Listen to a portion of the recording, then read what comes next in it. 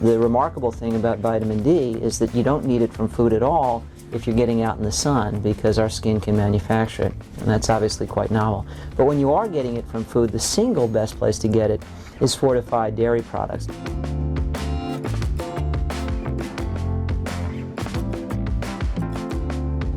Vitamin D is one of those nutrients that you find mostly in animal foods as opposed to plant foods.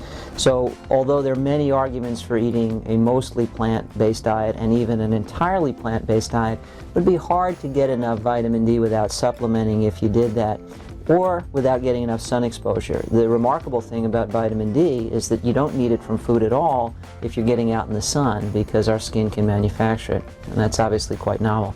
But when you are getting it from food, the single best place to get it is fortified dairy products. It was actually a public health intervention in the early days of the 20th century that put vitamin D into dairy products, because at the time there was epidemic rickets, essentially a serious condition of vitamin D deficiency in children leading to stunting of growth.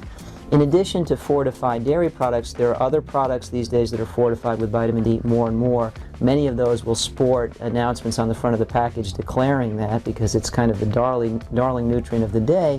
And then we can also get vitamin D to some extent from meat and poultry, and in particular from fish and seafood.